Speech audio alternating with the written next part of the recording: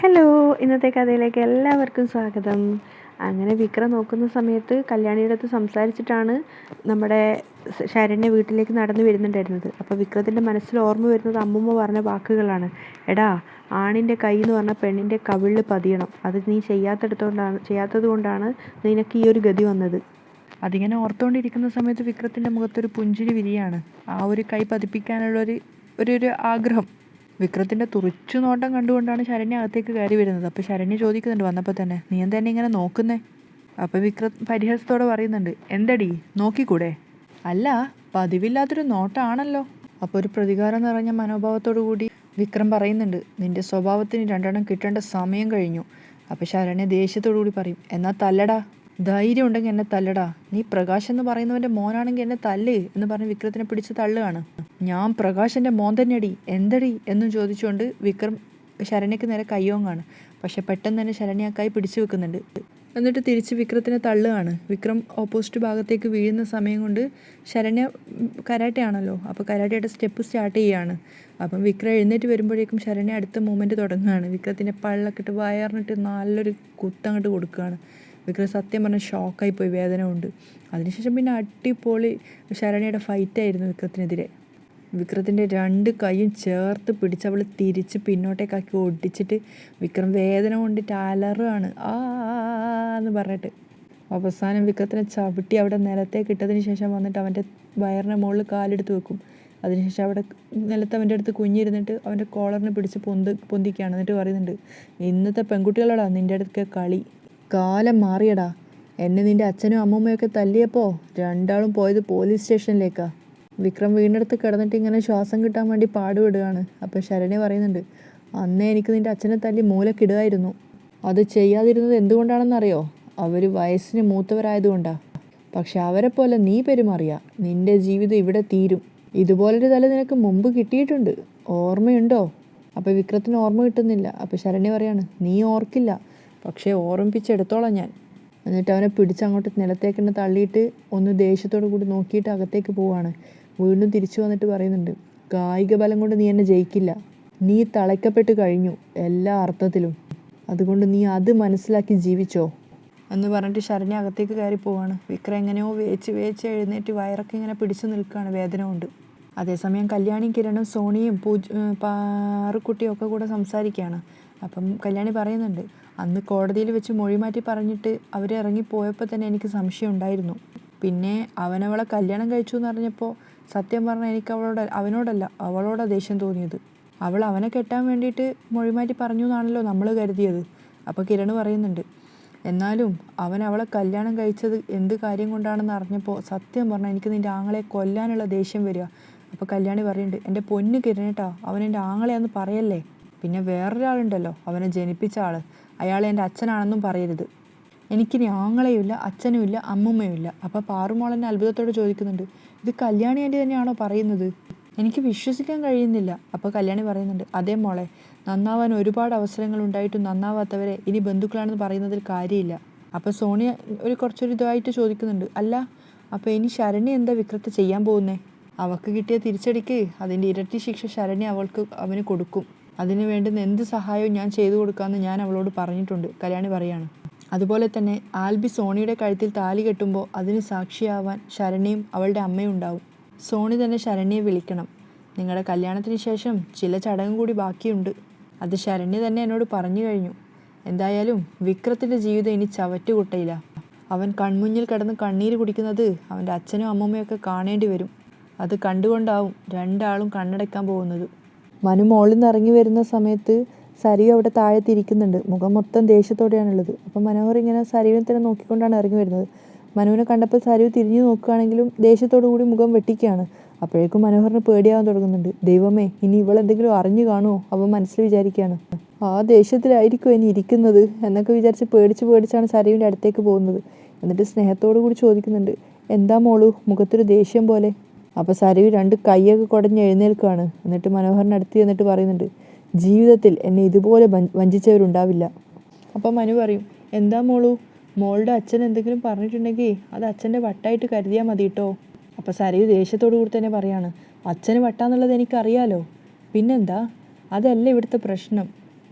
ചിരിച്ചോണ്ട് കഴുത്തറക്കുന്നത് ചിലർക്കൊരു രസാ. മനോഹർ ആകെ മൊത്തം കുഴഞ്ഞു കിടക്കുക. ഇവൾ എന്തിനെക്കുറിച്ചാണ് പറയുന്നതെന്നും മനസ്സിലാവുന്നില്ല. ദൈവം എന്നെല്ലാം കണ്ടുപിടിച്ചോന്ന് അതും അറിയത്തില്ല. പക്ഷെ ഒന്നും മനസ്സിലാവാത്തൊരവസ്ഥയിലാണ് ഉള്ളത്. അപ്പോഴും സരയു സങ്കടത്തോടു കൂടി പറയാണ്, നമ്മൾ ചങ്ക് പറിച്ചു കൊടുത്താലും അത് മനസ്സിലാവില്ല അങ്ങനെയുള്ളവർക്ക്. അല്ല, എന്താ സംഭവിച്ചതെന്ന് പറയുന്നില്ലല്ലോ? മനോഹർ വെപ്രാളത്തോടു കൂടി ചോദിക്കുകയാണ്. അപ്പോൾ സരയു പറയുന്നുണ്ട്, അത് പറയുന്നില്ല, നേരിട്ട് കാണിച്ചു തരാം. മനുവേട്ടൻ എൻ്റെ കൂടെ ഒന്ന് വന്നേ. എന്താ മോളു? എനിക്കൊപ്പം വാ, അപ്പോൾ നേരിട്ട് കാണാലോ. ഈ ലോകത്ത് ഞാൻ ഏറ്റവും കൂടുതൽ സ്നേഹിച്ചത് എൻ്റെ ആൻറ്റിയാ. എന്നിട്ടാ അവരെന്നെ കൊന്ന് കൊലവിളിച്ചത്. അപ്പം മനോഹർ മനസ്സിലായിരിക്കുകയാണ്, ഓ അപ്പം ആൻറ്റിയാ, അപ്പം പ്രശ്നമില്ല. വാ മനുവേട്ടാ വാ എന്നും പറഞ്ഞിട്ട് മനോഹറിൻ്റെ കൈയും പിടിച്ച് വലിച്ചിട്ട് മുകളിലുള്ള ജനലിൻ്റെ അടുത്തേക്ക് കൂട്ടിക്കൊണ്ടു പോവാണ്. അപ്പോൾ കല്യാണിയുടെ വീട്ടിൽ വെച്ചിട്ട് രൂപയും സേനനും കൂടെ കല്യാണിയുടെ കല്ലുമ്മോനെ കൊഞ്ചിക്കുന്ന കാഴ്ചയാണ് കാണിക്കുന്നത്. മനോഹരൻ ഇങ്ങനെ അന്താളിപ്പോടുകൂടി നോക്കി നിൽക്കുകയാണ്. കാരണം ഇത്രയും കാലം പറഞ്ഞു കേട്ടതല്ലാണ്ട് നേരിട്ട് കണ്ടിട്ടില്ലല്ലോ. അപ്പോൾ മനോഹർ ഇങ്ങനെ അത്ഭുതത്തോടുകൂടി ചോദിക്കുന്നുണ്ട്, അല്ല ഇവർ തമ്മിൽ വലിയ അടുപ്പാണല്ലോ. അപ്പോൾ സരയും പറയുന്നുണ്ട്, 10-20 വർഷത്തിൻ്റെ മുകളിൽ പിരിഞ്ഞു കഴിഞ്ഞതല്ലേ, അതിൻ്റെ സ്നേഹം കാണിക്കുക രണ്ടും കൂടെ. അപ്പം മനോഹർ പറയുന്നുണ്ട്, വിഷുവായിട്ട് എല്ലാവരും ഒരുമിച്ചു എന്ന് പറഞ്ഞപ്പോഴും ഇത്രത്തോളം ആയിക്കാണെന്ന് ഞാൻ കരുതിയില്ല. സോണിയും കല്യാണിയൊക്കെ നിർബന്ധിച്ചപ്പോൾ മോളുവിൻ്റെ ആൻറ്റി വഴങ്ങി കൊടുത്തു എന്നാണ് ഞാൻ കരുതിയത്. ഇതിപ്പോൾ നമ്മളെ കാണിക്കാൻ വേണ്ടി സിറ്റ് ഔട്ടിൽ ഇരിക്കുന്ന പോലെ ഉണ്ടല്ലോ. അപ്പം സരയും പറയാ, അതെ കാണിക്കാൻ വേണ്ടി തന്നെയാ.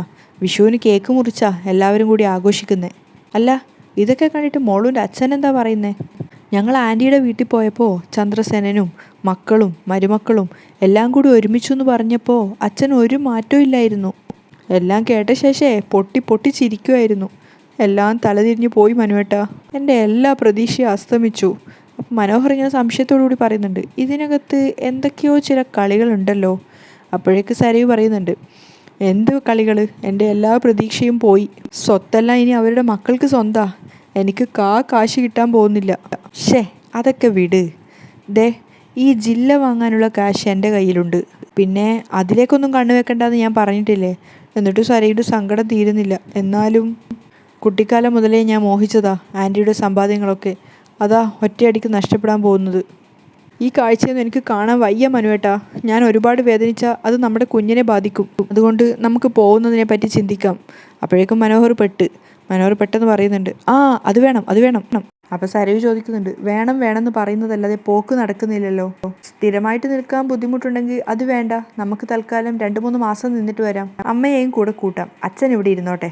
അപ്പം മനോഹർ പെട്ടെന്ന് പറയാണ്, അല്ല പോകുമ്പോൾ മോളുടെ അച്ഛനെയും കൂടെ കൊണ്ടുപോകണം. അല്ല വേറൊന്നും കൊണ്ടല്ല, അവിടെയൊക്കെ നല്ല ഡോക്ടർമാരുണ്ട്, നല്ല സൈക്കാട്രിസ്റ്റുകൾ. ഒരു ഡോസ് മരുന്ന് കൊടുത്തു കഴിഞ്ഞാൽ ഈ അസുഖമൊക്കെ അങ്ങ് മാറും.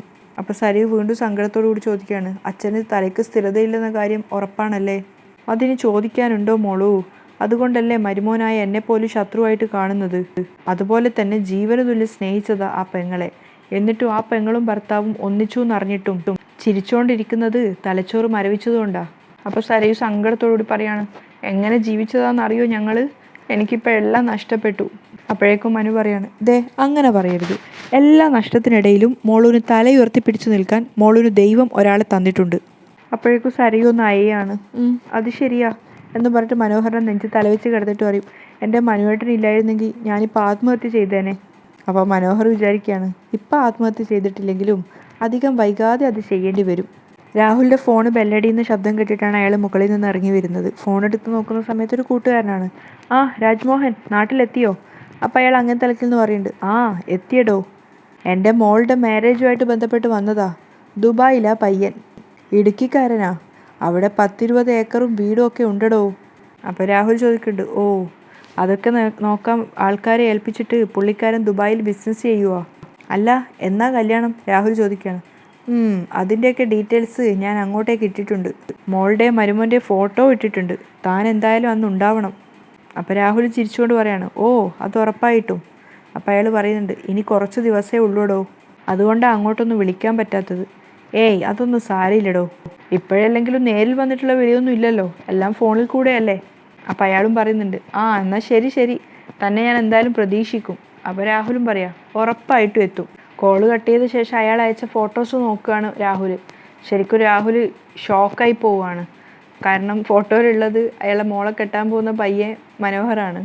അപ്പം രാഹുൽ ആ ഫോട്ടോ നോക്കിയിട്ട് ഇങ്ങനെ ഞെട്ടിത്തരിച്ച് നിന്നിട്ട് മനസ്സിൽ വിചാരിക്കുന്നുണ്ട്, ഓ അടുത്ത മീൻ ചൂണ്ടയിൽ കുടുങ്ങി. അപ്പോഴേക്കും അതുവഴി പാസ് ചെയ്തിട്ട് മനോഹർ പോകുന്നുണ്ടായിരുന്നു. അപ്പോൾ രാഹുൽ മനസ്സിൽ വിചാരിക്കുകയാണ് മനോഹറിനെ നോക്കിക്കൊണ്ട്, പല കള്ളന്മാരെ ഞാൻ കണ്ടിട്ടുണ്ട്, ഞാനും പല കള്ളങ്ങളും ചെയ്തിട്ടുമുണ്ട്, എന്നാലും ഇതുപോലൊരു പെരും കള്ളന് കഞ്ഞി വെച്ചവനെ ഞാൻ ഇതുവരെ കണ്ടിട്ടില്ല. അപ്പോഴേക്കും മനോഹർ രാഹുലിൻ്റെ അടുത്തേക്ക് വരുന്നുണ്ട്. അപ്പം രാഹുൽ ചോദിക്കുകയാണ്, നീ 2 ദിവസം ഇവിടെ ഇല്ലായിരുന്നല്ലോ, എവിടെ പോയതാ? അപ്പം പതറിക്കൊണ്ട് മനോഹർ പറയുന്നുണ്ട്, അത് പിന്നെ എൻ്റെ ഒരു ഫ്രണ്ടിൻ്റെ എൻഗേജ്മെൻ്റ് ആയിരുന്നു. അപ്പോൾ രാഹുൽ എടുത്ത വഴിക്ക് ചോദിക്കുന്നുണ്ട്, ഫ്രണ്ടിൻ്റെ ആണോ അതോ നിൻ്റെ ആണോ? അപ്പോൾ മനോഹർ ശരിക്കും ഷോക്കായി പോവാണ്. അതിനുശേഷം മനസ്സിൽ വിചാരിക്കും, ഇനി ഇയാളിത് വല്ലതും അറിഞ്ഞോ എന്തോ. അല്ല, ഒന്നും പറയാൻ പറ്റില്ല, നീ അതാ ഇനം, രാഹുൽ ചിരിച്ചുകൊണ്ട് പറയാണ്. അപ്പോഴേക്കും ഷാരി അങ്ങോട്ടേക്ക് വന്നിട്ട് ഷാരി ചോദിക്കുന്നുണ്ട്, അല്ല എന്താ മോനെ? അപ്പോഴേക്കും മനു വേഗം പറയും, അല്ല അച്ഛൻ ചോദിക്കുകയായിരുന്നു എനിക്ക് വേറെ ഭാര്യയും കുടുംബവും ഉണ്ടോ എന്ന്. അപ്പോൾ ഷാരിക്ക് കടിച്ചു കീറാനുള്ള ദേഷ്യം വരുന്നുണ്ട് രാഹുലിൻ്റെ അടുത്ത്. എന്നിട്ട് പറയാണ്, അതേ ഇയാൾക്കായിരിക്കും. എൻ്റെ പൊന്നു മോനെ, മോള് സംസാരിച്ച് കാണുമല്ലോ കാര്യങ്ങളൊക്കെ, എത്രയും പെട്ടെന്ന് നമുക്ക് ഇവിടുന്ന് പോകണം. അപ്പം മനോഹറിൻ്റെ മുഖം ആകെ ഡെസ്പാകുന്നുണ്ട്, അതേപോലെ തന്നെ രാഹുലിൻ്റെതും. അപ്പോൾ ഷാരി സന്തോഷത്തോടു കൂടി പറയാണ്, അമേരിക്കയിലേക്ക് പോകാൻ ഞാനും മോളും എപ്പോഴോ റെഡി ആയിട്ടിരിക്കുക. അപ്പോൾ രാഹുൽ മനസ്സിൽ വിചാരിക്കുന്നുണ്ട്, അമേരിക്കയിൽ ഇരിക്കുന്നു ഇവൻ്റെ അപ്പൂപ്പൻ. അപ്പം മനോഹർ പെട്ടെന്ന് പറയാണ്, സൂര്യഗ്രഹണം കഴിഞ്ഞപ്പോൾ അമേരിക്കയിൽ എന്തൊക്കെയോ പ്രശ്നങ്ങളുണ്ടെന്ന് അറിയാൻ കഴിഞ്ഞത്. അപ്പോൾ ഷാരിക്ക് ആകെ സങ്കടമാവുകയാണ്. ഷാരി ചോദിക്കുക, എന്ത് പ്രശ്നം? അപ്പോൾ എന്താ പെട്ടെന്ന് പറയേണ്ടതെന്ന് അറിയാത്തതുകൊണ്ട് ഷാരിനെ പറ്റിക്കാൻ വേണ്ടിയിട്ട് മനോഹർ പറയാണ്, സൂര്യഗ്രഹണം അവിടെ ആയിരുന്നല്ലോ ദൃശ്യമായത്, ഇവിടെ ആ സമയം രാത്രി സമയമാണല്ലോ. അപ്പോൾ ഷാരി ഇങ്ങനെ അന്തം വിട്ട് നിൽക്കുകയാണ്. അതുകൊണ്ട് അവിടെ ഏതോ പുതിയ രോഗം പൊട്ടിപ്പുറപ്പെടാൻ സാധ്യതയുണ്ടെന്നാണ് കേട്ടത്. അപ്പോൾ രാഹുൽ ചോദിക്കുന്നുണ്ട്, അങ്ങനെ ഞങ്ങളാരും കേട്ടിട്ടില്ലല്ലോ. അപ്പോൾ ഷാരി പറയൂ, നിങ്ങൾ കേട്ടിട്ടില്ലെങ്കിൽ ഇപ്പോൾ കേട്ടല്ലോ, മനുമോൻ ഒരു കാര്യം പറഞ്ഞാൽ സത്യമായിരിക്കും. അല്ല, അതുകൊണ്ട് അമേരിക്കൻ യാത്ര ഒഴിവാക്കിയാലോ എന്നാണ് ഞാൻ ആലോചിക്കുന്നത്, മനോഹർ പറയാണ്. അപ്പോൾ ഷാരി നെഞ്ചിൽ കൈവച്ചിട്ട് പറയും, അയ്യോ എന്ന് വെച്ച് നമ്മൾ യാത്ര മുടക്കിയിട്ടൊന്നുമില്ല, നമുക്ക് നേരെ കൊറിയയിലോട്ട് പോവാം. മനോഹർ വേഗം ഷാരിയെ സമാധാനിപ്പിക്കുകയാണ്. അപ്പോഴേക്കും ഒരു പരിഹാസച്ചിരിയോടുകൂടി രാഹുൽ പറയുന്നുണ്ട്, കൊറിയയിൽ ഇവൻ 19 സെൻറ്റ് സ്ഥലം വാങ്ങിച്ചിട്ടുണ്ടല്ലോ. അപ്പോൾ ഷാരി ഇങ്ങനെ രാഹുലിനെ തന്നെ നോക്കി നിൽക്കുകയാണ്. അപ്പോൾ മനോഹറിനോട് ചോദിക്കുന്നുണ്ട് രാഹുൽ, അല്ല അവിടെ നിനക്ക് റിയൽ എസ്റ്റേറ്റ് ഉണ്ടോടാ? ഉണ്ടായിരുന്നു, പക്ഷേ നോട്ട് നിരോധനം വന്ന ശേഷം ഇല്ല. അപ്പോൾ ഷാരി ഇങ്ങനെ അത്ഭുതത്തോടു കൂടി ചോദിക്കും, അവിടെ നോട്ട് നിരോധനം വന്നായിരുന്നോ? പിന്നെ അവിടെയല്ലേ ആദ്യം വന്നത്. മനോഹർ ഉരുണ്ട് കളിക്കുകയാണ്. അപ്പോൾ ഷാരി ഇങ്ങനെ ഞെട്ടിയിട്ട് നിൽക്കും. അയ്യോ. അപ്പം പരിഹസിച്ചുകൊണ്ട് രാഹുൽ പറയുന്നുണ്ട്, ഇപ്പോഴത്തെ കാലാവസ്ഥയ്ക്ക് സ്വിറ്റ്സർലാൻഡാണ് നല്ലത്. അപ്പോൾ ഷാരി കളിയാക്കിയിട്ട് പറയും, എവിടെ കൊണ്ടുപോവുകയാണെങ്കിലും നിങ്ങളെ കൊണ്ടുപോവില്ല. അപ്പോൾ രാഹുൽ പറയുന്നുണ്ട്, ഇവൻ കൊണ്ടുപോവുകയാണെങ്കിൽ നിങ്ങളെല്ലാവരും പോയിക്കോ. അപ്പോൾ ഷാരി ദേഷ്യത്തോടു കൂടി ചോദിക്കും, അതെന്താ കൊണ്ടുപോവുകയാണെങ്കിൽ എന്ന് പറഞ്ഞത്? മനുമോൻ ഒരു കാര്യം പറഞ്ഞാൽ അത് ഉറപ്പായിട്ടും നടന്നിരിക്കും. അപ്പോൾ രാഹുൽ വേഗം വിഷയം മാറ്റാണ്. പിന്നെ എൻ്റെ ഒരു സുഹൃത്ത് എന്നെ ഒരു കല്യാണത്തിന് വിളിച്ചായിരുന്നു അടുത്ത ആഴ്ച, നീ വരുന്നുണ്ടോ? ഷാരിനോട് ചോദിക്കുകയാണ്. അപ്പോൾ ഷാരി കളിയാക്കിയിട്ട് പറയും, അയ്യോ ഒറ്റയ്ക്ക് പോയാൽ മതി, തലയ്ക്ക് സ്ഥിരതയില്ലാത്ത ആളുടെ ഒപ്പം ഇനി യാത്രയില്ല, പോവുന്നെങ്കിൽ എൻ്റെ മോൾക്കും മനുവിനും ഒപ്പം മാത്രമേ ഉള്ളൂ. അപ്പോൾ രാഹുൽ ഇങ്ങനെ ദേഷ്യത്തോടെ എന്താ ചെയ്യേണ്ടതെന്ന് അറിയാത്ത അവസ്ഥയെ ഷാരിയെ തന്നെ നോക്കുകയാണ്. അപ്പം മനോഹർ ഇങ്ങനെ അവിടെ വലിയ ആളായിട്ട് നിൽക്കുകയാണ്. അപ്പോൾ വേഗം ഷാരി ചോദിക്കും, മോനെ കുടിക്കാൻ ജ്യൂസ് എടുക്കട്ടെ? എന്ത് ജ്യൂസാ അമ്മേ? ഓറഞ്ചോ പൈനാപ്പിളോ എന്ത് വേണമെങ്കിലും എടുക്കാം. എന്നാൽ പിന്നെ ഓറഞ്ച് ആയിക്കോട്ടെ. ശരി മോനെ എന്ന് പറഞ്ഞ് പോകാൻ പോകുന്നേരം വീണ്ടും തിരിച്ചു വന്നിട്ട് പറയും, മോനെ എന്താ അമ്മേ, ഇവിടെ അധികം നേരം നിൽക്കണ്ട, എപ്പോഴാണ് വയലൻ്റ് ആവുന്നതെന്ന് പറയാൻ പറ്റത്തില്ല. അപ്പോൾ മനോഹർ പറയുന്നുണ്ട്. അതിനുശേഷം ഷാരി പോയപ്പോൾ മനോഹറിനോട് രാഹുൽ ദേഷ്യത്തോടു കൂടി ചോദിക്കുന്നുണ്ട്, ഡാ നിന്നെ കണ്ണുടച്ച് വിശ്വസിക്കുന്ന എൻ്റെ ഭാര്യയും മോളെ നീ ജീവനോടെ കത്തിക്കുവാണല്ലോടാ. അപ്പം മനോഹർ തിരിച്ചു പറയുന്നുണ്ട്, അതിനേക്കാളും ആ പോയ അമ്മയെ നിങ്ങൾ കത്തിച്ച് കഴിഞ്ഞു. അപ്പോൾ രാഹുൽ ഇങ്ങനെ ഷോക്കാവുകയാണ്. ആ അമ്മയ്ക്ക് സ്വന്തം മകളുടെ പേരിൽ ഒരവകാശവും ഇല്ല, അതറിയുന്ന നിമിഷം അവർക്ക് ആ വട്ട് വരാൻ പോകുന്നത്. ആ വട്ടിൻ്റെ അവസാനം ഉണ്ടല്ലോ, നിങ്ങളെ മിക്കവാറും വിഷം തന്നവർ കൊല്ലും. അതും പറഞ്ഞ് മനോഹർ അകത്തേക്ക് കയറി പോവുകയാണ്. അതിന് പിന്നാലെ ഫോൺ എടുത്തിട്ട് വീണ്ടും രാഹുൽ മനോഹറും ആ കുട്ടിയും നിൽക്കുന്ന കല്യാണ ഫോട്ടോ വീണ്ടും നോക്കുകയാണ്. അതേസമയം കല്യാണിയുടെ വീട്ടിൽ കല്യാണി സോണിയോട് പറയുന്നുണ്ട്, സത്യം പറയാലോ സോണി, ആൽബിയെ പോലെ ഒരു പയ്യനല്ലായിരുന്നെങ്കിൽ ഈ കല്യാണം നടക്കില്ലായിരുന്നു. അതുപോലെ കല്ല് വെച്ച നുണകളാണ് അവരോട് പോയി പറഞ്ഞത്. അപ്പോൾ കിരണും പറയുന്നുണ്ട്, ഇങ്ങനെയൊക്കെ സംഭവിക്കുന്ന അറിയാവുന്നത് കൊണ്ട് തന്നെയാണ് ദൈവങ്ങൾ അങ്ങനെ ഒരു ബന്ധം തന്നെ റെഡിയാക്കി തന്നത്. അപ്പോഴേക്കും സോണിയുടെ ഫോൺ ബെല്ലടിയാണ്. നോക്കുമ്പോൾ വിക്രമാണ്. അപ്പം സോണി പറയുന്നുണ്ട്, അവനാ വിക്രമാ വിളിക്കുന്നത്. അപ്പോൾ കല്യാണി ചെറുതായിട്ടൊന്ന് ഞെട്ടുകയാണ്. അപ്പം കിരൺ പറയുന്നുണ്ട്, എടുക്ക്, അവൻ എന്താ പറയുന്നതെന്ന് അറിയാലോ. ഫോൺ എടുത്തപ്പോൾ തന്നെ വിക്രം പറയുന്നുണ്ട് കളിയാക്കിക്കൊണ്ട്, എന്തായടി നിൻ്റെ കല്യാണം കലങ്ങിയോ? അപ്പോൾ സോണി ദേഷ്യത്തോടുകൂടി പറയുന്നുണ്ട്, 1 2 കല്യാണം കലങ്ങിയെന്ന് കരുതി അതെപ്പോഴും സംഭവിക്കില്ലടാ. അപ്പോൾ വിക്രം ഇവിടുന്ന് കളിയാക്കി ചിരിക്കുകയാണ്. ഹോ നീ നോക്കിക്കോ, ഈ വാശിക്ക് എൻ്റെ വിവാഹം നടത്തിയിരിക്കും.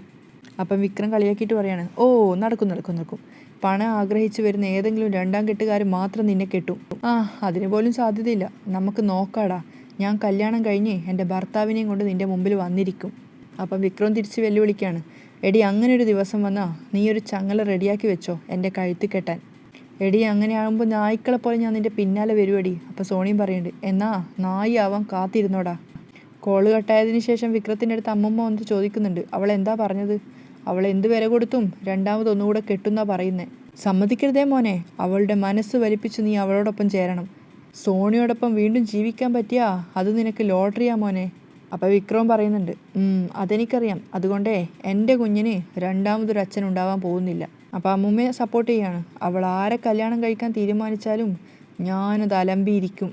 പറഞ്ഞു തീർന്നതും വിക്രത്തിനിട്ട് നല്ല അടിപൊളി ഒരു ചവിട്ട് കിട്ടുകയാണ് ശരണ്യയുടെ വക. വിക്രം തെറിച്ച് പോയി സോഫേൻ്റെ താഴെയായിട്ട് വീഴുകയാണ്. പ്രതികാരത്തോടു കൂടി ശരണ്യ ഇങ്ങനെ വിക്രത്തിനെ നോക്കി നിൽക്കുകയാണ്. അങ്ങനെയാണ് ഇന്നത്തെ എപ്പിസോഡ് അവസാനിക്കുന്നത്. അപ്പോൾ നാളത്തെ എപ്പിസോഡ് എന്തൊക്കെ സംഭവിക്കണം നമുക്ക് കാത്തിരുന്ന് തന്നെ കണ്ടോ. ഇന്നത്തെ കഥ ഇങ്ങനെയാണ് വൈൻഡപ്പ് ചെയ്യുന്നത്. പുതിയ എപ്പിസോഡിൻ്റെ കഥ വിശേഷങ്ങളായിട്ട് നാളെ കാണാം. അതുവരെയ്ക്കും ബൈ.